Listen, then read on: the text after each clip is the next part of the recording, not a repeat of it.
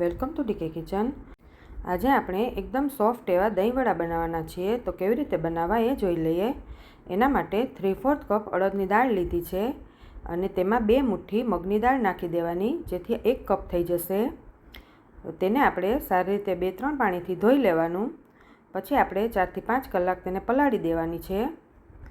4 થી 5 કલાક પછી આપણે જોઈ લઈએ તો આપણી દાળ એકદમ સરસ પલળી ગઈ છે।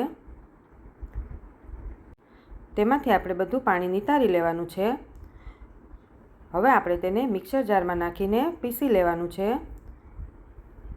તેમાં 3 થી 4 ચમચી જેટલું જ પાણી એડ કરવાનું છે। પાણી વધારે એડ નથી કરવાનું, નહીંતર આપણું બેટર ઢીલું થઈ જશે તો વડા પાડવાની મજા નહીં આવે।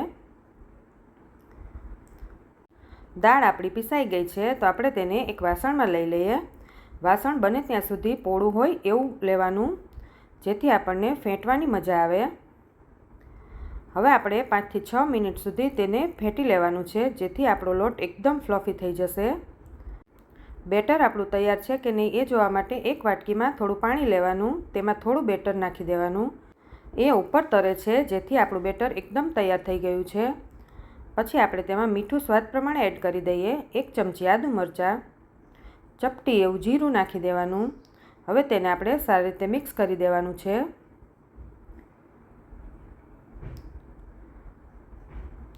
બેટર ચમચામાંથી આવી રીતે થીક પડે છે એટલે બરાબર છે। તો હવે આપણે તેને વડા બનાવી લઈએ।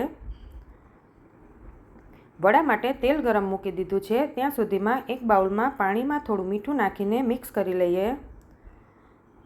હવે આપણે વડા બનાવી લઈએ। વડા બનાવવા માટે સ્લો ટુ મીડિયમ ફ્લેમ રાખવાની। હાઈ ફ્લેમ રાખીએ તો વડા ઉપરથી બળી જાય છે અને અંદરથી કાચા રહી જાય છે, એટલે સ્લો ટુ મીડિયમ ફ્લેમ પર તળવાના છે।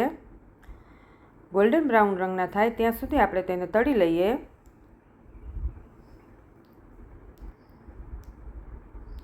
વડા આપણા તળાઈ ગયા છે, તો હવે આપણે તેને કાઢી લઈએ।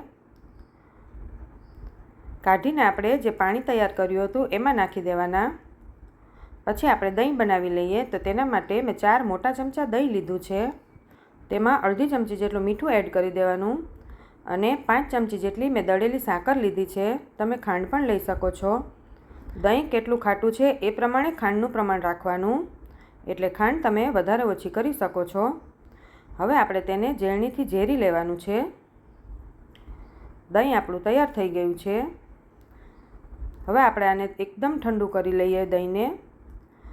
વડા પણ આપણા એકદમ ફૂલાઈ ગયા છે, તો આપણે તેને હળવા હાથે પ્રેસ કરીને એક પ્લેટમાં કાઢી લઈએ।